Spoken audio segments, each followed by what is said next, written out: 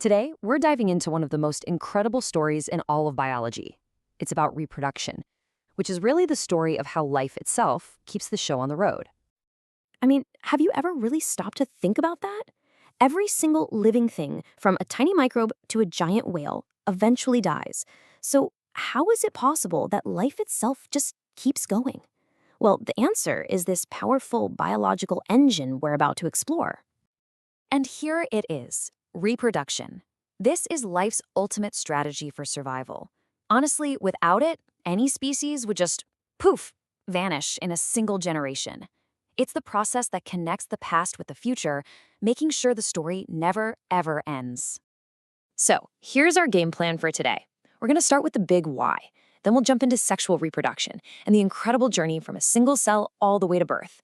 After that, we'll check out the alternative, going solo with asexual reproduction. And finally, we'll put these two grand strategies head to head. First up, let's talk about the strategy that's most familiar to us, sexual reproduction. This isn't a one-person show, not at all. It's a true team effort where two halves come together to create a whole new life. Okay, so before we get into the nitty-gritty, let's get the big picture straight. The number one difference is right here. Sexual reproduction needs two parents. They mix their genes and you get something totally new, genetic variation. Asexual reproduction, which we'll get to later, just needs one parent, and the result is basically a perfect copy, a clone. And in this team effort, you've got two star players. We call them gametes. You've got the male gamete, the sperm, which carries the father's half of the genetic blueprint, and you've got the female gamete, the ovum or egg, which carries the mother's half. Each one brings something essential to the table. So, how are these players made? Well, the male system is basically built for production and delivery. You've got the testes, which are like these tiny factories churning out millions of sperm. Those sperm then travel through the sperm ducts, and the penis is the organ that delivers them. Now, the female system is designed for production, but also for fertilization and nurturing. The ovaries produce and release an egg, usually just one per month. That egg travels down the oviduct, which is where it might meet a sperm. And if it does, the new life develops in the uterus, which we also call the womb.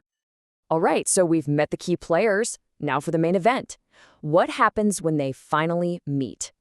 This is it. This is the moment where a brand new, unique individual truly begins. And here's how that incredible moment unfolds. First, the sperm reaches the egg. Now, millions might arrive, but only one, just one, gets to fuse with it. And then comes the magic, step 3. Their nuclei, the parts holding all that genetic information, merge into one. The result? A brand new single cell called a zygote.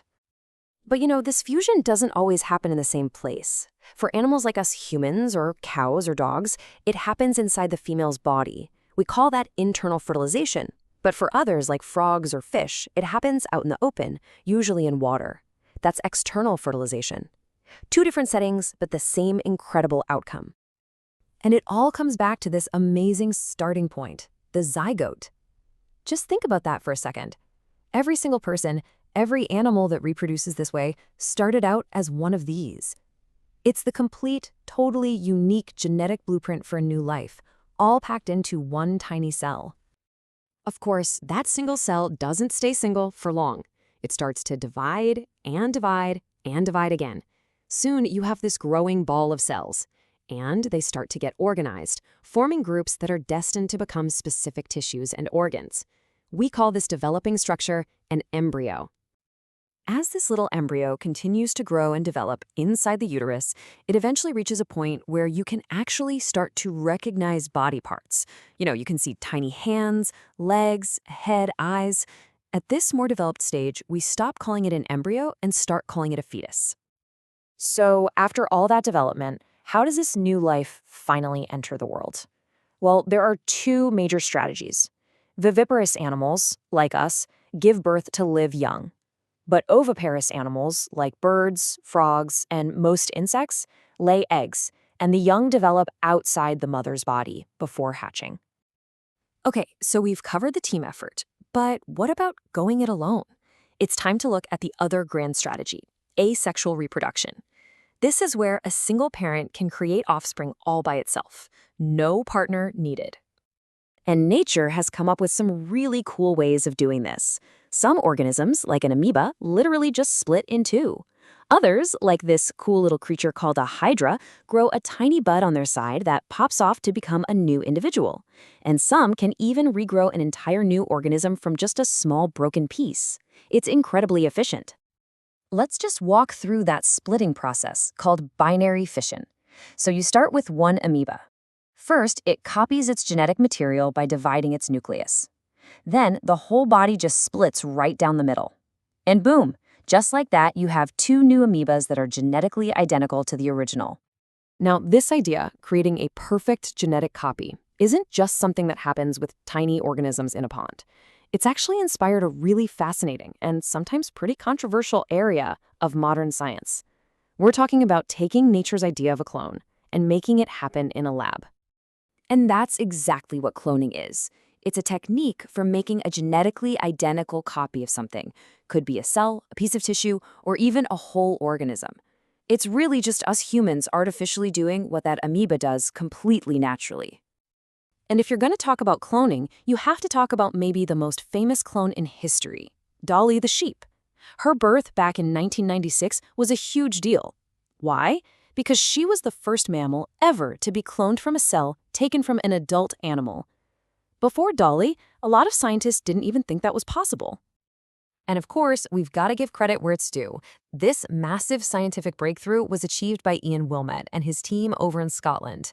Their success with Dolly really changed the game and opened up a whole new world of biological possibilities and a lot of tough questions that we are still talking about today. So let's bring it all home. We've got these two blueprints for life. Sexual reproduction needs two parents, and its big payoff is genetic variation. That variation is the key to adaptability. It helps species survive in a changing world. Asexual reproduction, on the other hand, needs just one parent.